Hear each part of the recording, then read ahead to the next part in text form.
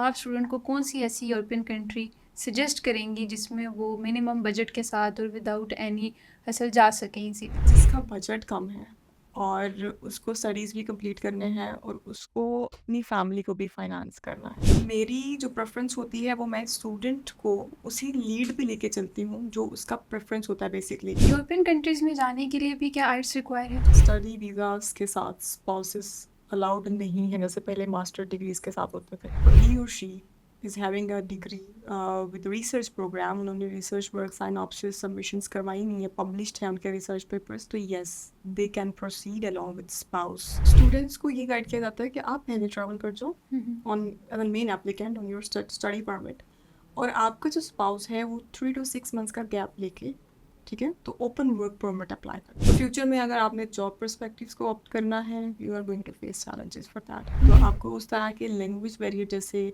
और एडजस्टमेंट जैसे जो प्रॉब्लम्स हैं वो वहाँ पे यूके, यूएसए और कनाडा जैसी कंट्रीज़ में इस तरह से फेस नहीं करने पड़ते। स्टूडेंट को हमने कंफर्टेबल रखना होता है एट एनी कॉस्ट। तकरीबन 8 to 9 यूनिवर्सिटीज़ हैं हमारे पैनल पे जो MOI की बेसिस पे मीडियम ऑफ इंस्ट्रक्शन लेटर जो यूनिवर्सिटी से मिलता है उसकी बेसिस पे आपको एडमिशन दे देती है। फ्रांस तो वैसे भी स्किल बेस्ड कंट्री है, तो वो एग्जैक्टली स्किल्स को ज़्यादा प्रेफर करते हैं।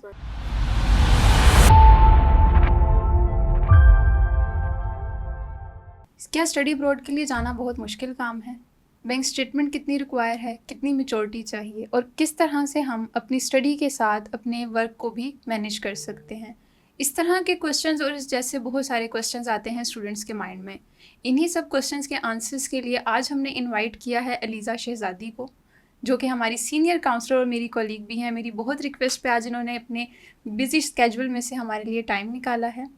तो जी मिस अलीज़ा, आप मुझे बताएं किस तरह से ये जो क्वेश्चन स्टूडेंट्स के क्वेश्चंस हैं इनकी क्यूरीज को रिजॉल्व कर सकते हैं। First of all, thanks for having me today, Pakia.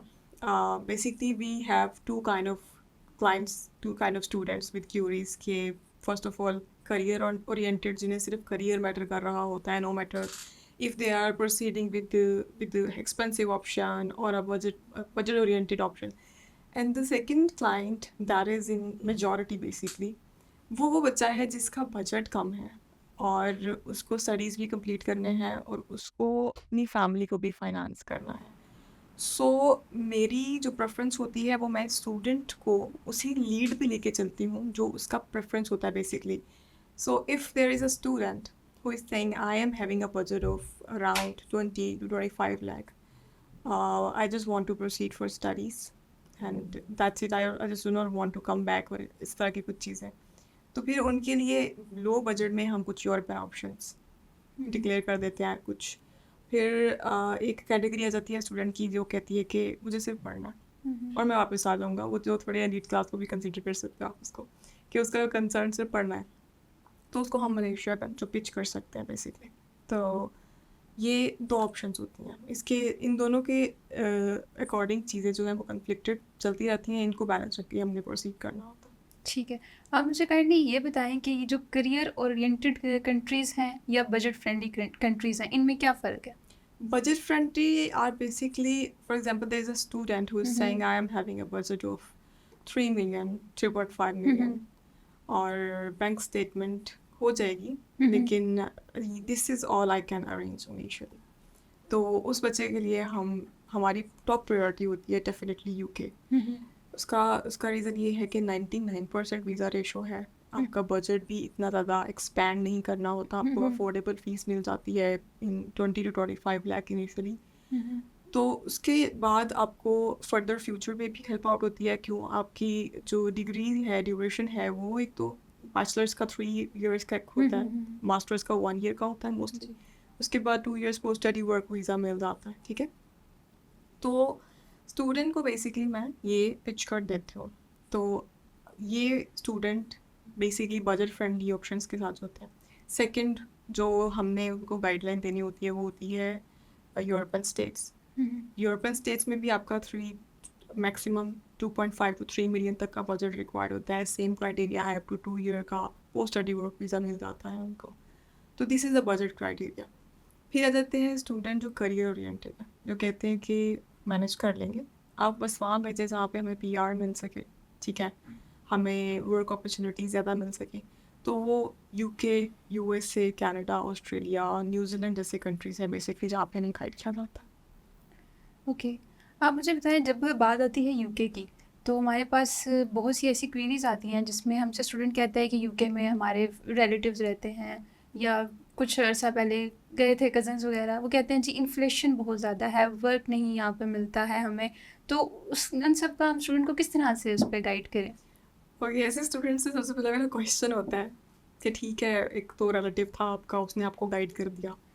Second फिर क्वेश्चन होता है कि मेरा जो है वो दोस्त क्या हुआ था, उस दोस्त ने मुझे ये कह दिया, और वो फिर मैं पूछता हूँ अच्छा तो वो दोस्त किधर है। Then he or she replies with the answer कि he or she still in UK। तो मैं कहती हूँ अच्छा फिर वापस क्यों नहीं आ गया, इन्फ्लेशन को तो वो फेस कर रहा है ना, वो वापस क्यों नहीं आया, और वो आपको डीमोटिवेट क्यों कर रहा है। देखिए ये रूमर्स होते हैं जो मेरे ख्याल में हर इनटेक में डिफरेंट तरह से इंट्रोड्यूस होते हैं। जैसे रिसेंटली मैं सुन रही थी कि स्पाउस केसेस बंद हुए हैं, तो जो स्पाउसेस पहले जा चुके हैं बेचारे, उनको वापस भी भेजा जा रहा है, which is definitely not right.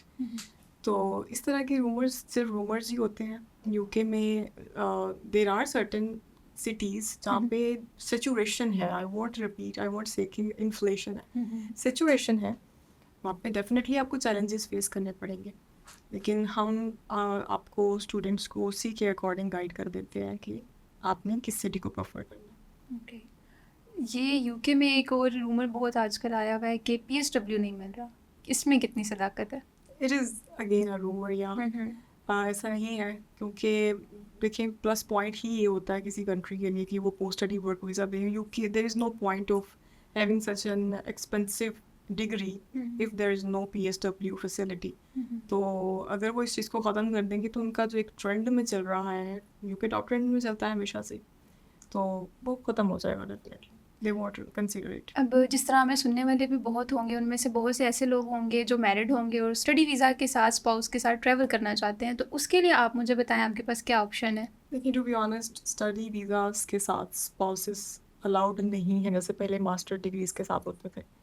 तो उनके लिए हमारे पास एक अदर ऑप्शन है, we have some research programs, mostly health से रिलेटेड हैं वो। तो अगर इफ़ ही और she is having a degree with research program, उन्होंने रिसर्च वर्क साइनॉप्सिस सबमिशंस करवाई नहीं है, पब्लिश्ड है उनके रिसर्च पेपर्स, तो yes they can proceed along with spouse. बहुत ज़्यादा ऑप्शंस नहीं है, 102 ऑप्शंस हैं, काफ़ी ज़्यादा लिमिटेड सीट्स और लिमिटेड वैकेंसीज के साथ हैं।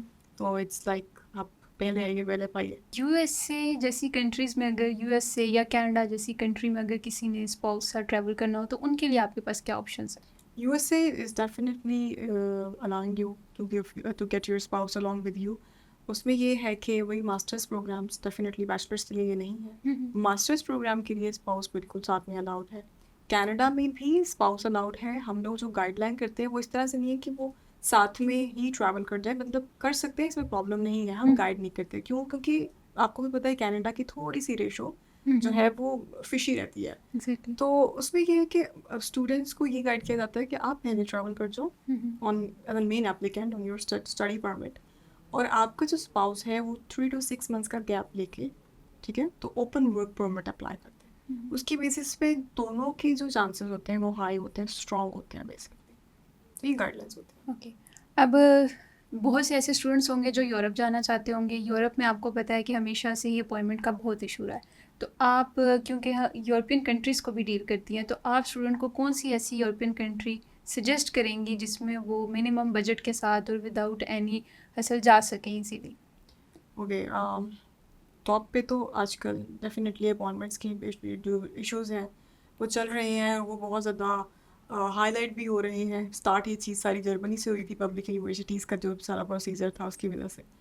तो अभी after few failures we've come to a point कि जो Hungary is a state basically जो बहुत अच्छे options देती हैं, अपॉइंटमेंट्स का कोई प्रॉब्लम नहीं होता, यूनिवर्सिटीज़ बहुत वेलकमिंग हैं, आपको 60-70% पे बहुत अच्छी कोर्स वगैरह जो है वो प्रोवाइड कर देती है।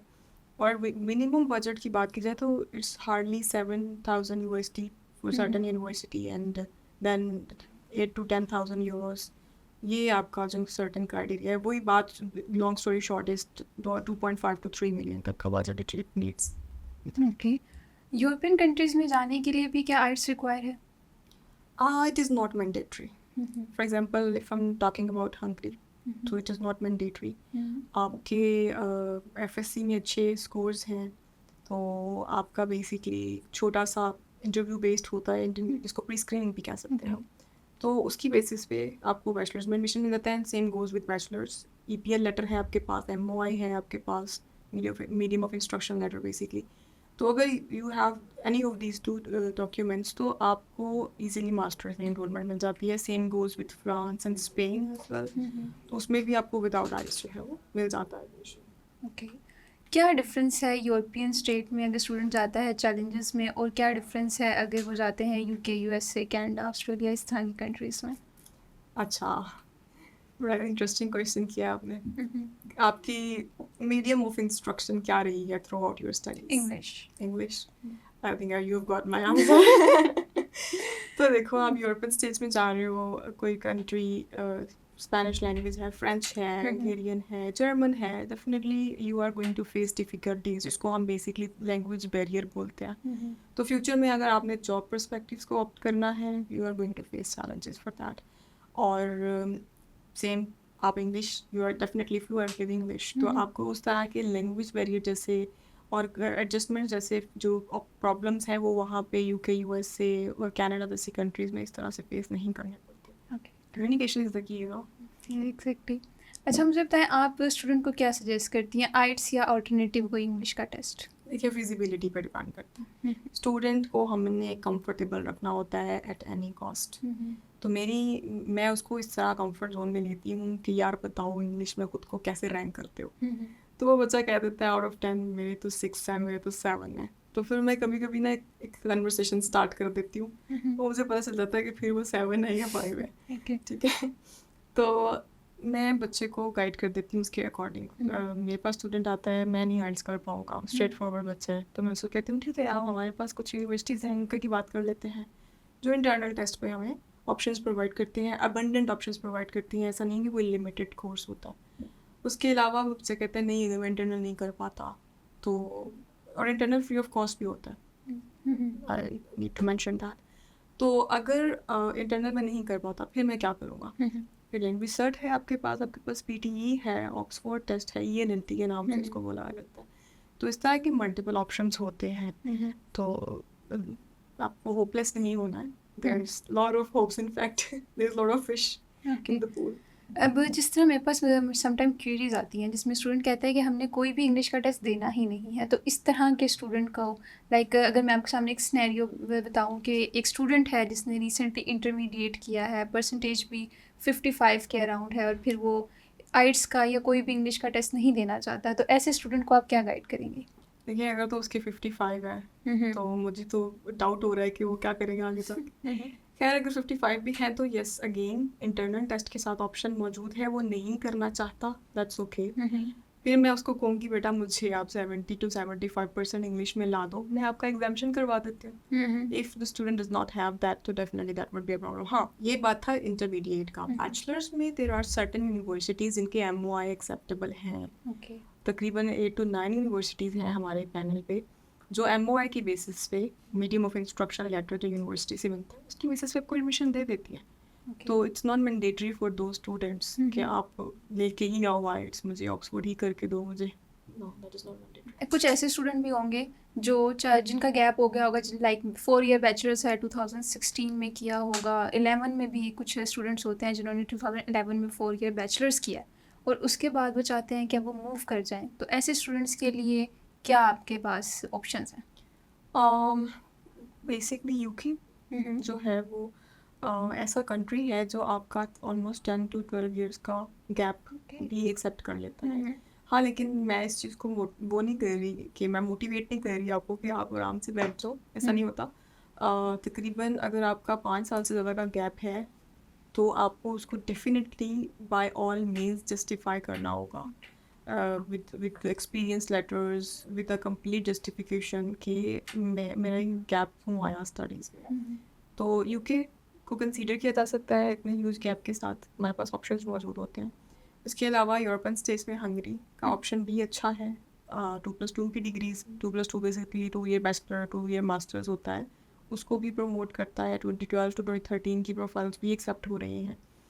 तो ये 2 कंट्रीज़ ऐसे कंट्रीज़ हैं जो गैप को प्रॉब्लम नहीं करते। थर्ड कंट्री हमारे पास फ्रांस आ जाता है, ठीक है। फ्रांस में भी गैप का इतना कोई इशू नहीं होता, और पब्लिक यूनिवर्सिटीज़ और प्राइवेट यूनिवर्सिटीज़ दोनों हमारे पैनल पे हैं। तो पब्लिक में जो है वो आपको 2000 से स्टार्ट होती है यूरो से, आपकी फ़ी 4000 तक जाती है, एंड प्राइवेट की बात की जाए तो 8000 टू 10000। तो ये बड़ा एक बजट फ्रेंडली सा ऑप्शन भी है, और दूसरा गैप को भी इतना कोई वो मतलब प्रोमिनेंट नहीं करते इतना कोई। डेफिनेटली फ्रांस तो वैसे भी स्किल बेस्ड कंट्री है, तो Yeah, वो exactly. स्किल्स को ज़्यादा प्रेफर करते हैं। That's why. ओके, आप मुझे ये बताएं कि अब जिस तरह गली गली में कंसल्टेंट बैठे हुए हैं, हमारे पास बच्चा डिफरेंट जगह से होके आता है Yeah. और फिर वो हमसे कहते हैं हम आप ही को क्यों चूज़ करें, तो क्यों चूज़ करें हमें, बताएं।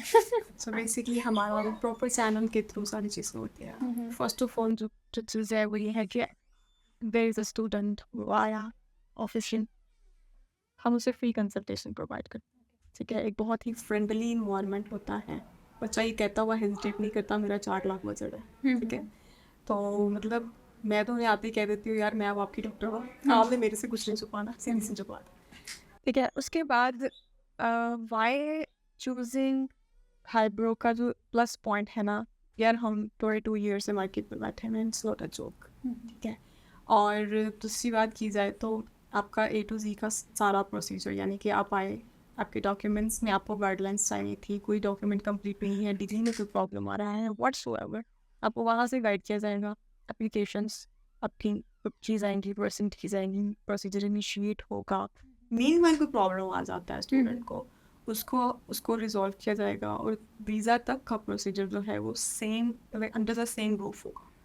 ऐसा नहीं है कि हम आपको कहीं आपका ऑफर आ गया चलो यार वीज़ा करा लो, वो फलां एजेंट है मेरे जानने वाले, 30% मेरी जेब में जाएगा। And short end to end services provide की जाती है यहाँ पे, सारा प्रोसीजर आपको प्रोवाइड किया जाता है, फैसिलिटेट किया जाता है। हाइब्रो से अगर स्टूडेंट ने कॉन्टेक्ट करना है तो क्या आप चैनल्स हैं जिनके थ्रू हाइब्रो से कॉन्टेक्ट किया जा सकता है?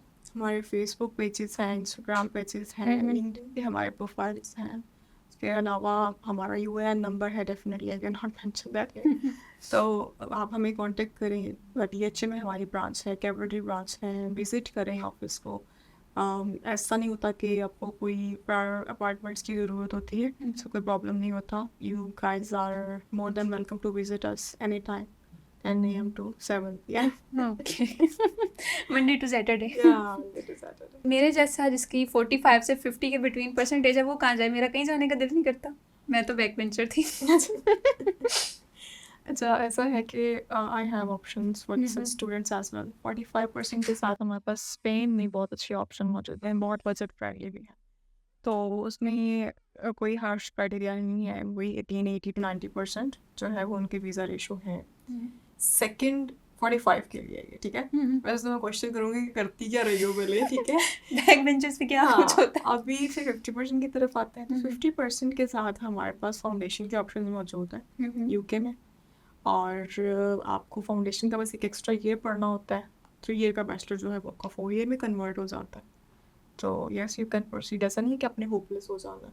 चलिए फिर आपकी डिटेल डिस्कशन के लिए आपके ऑफिस को हम विजिट करते हैं। यस प्लीज़ आप आएँ, आप कंसल्ट करें हमें। I have different, in fact, abundant options for you guys. You should visit me. You should visit our office. और मतलब इन शॉर्ट आप कह रही हैं मेरा स्टडी अब्रॉड का ड्रीम नहीं रहने वाला। exactly, आप it's मुझे not पहुंचा just a देंगे dream. कहीं ना Yes, कहीं। yes, your dream is going to be true. चलिए इस पॉडकास्ट को अब हम यहीं पे एंड करते हैं। होप सो आपकी बहुत सी ऐसी क्वेरीज होंगी जो इस पॉडकास्ट में आंसर हो गई होंगी। फर्दर आप लोगों का कोई भी क्वेश्चन हो, कोई भी क्वेरीज हो, तो आप हमारे सोशल मीडिया पे हमसे कॉन्टैक्ट कर सकते हैं, कमेंट सेक्शन में अपनी क्वेरीज को ड्रॉप कर सकते हैं, हमारी सोशल मीडिया टीम आपसे कॉन्टैक्ट कर लेगी। Thank you so much.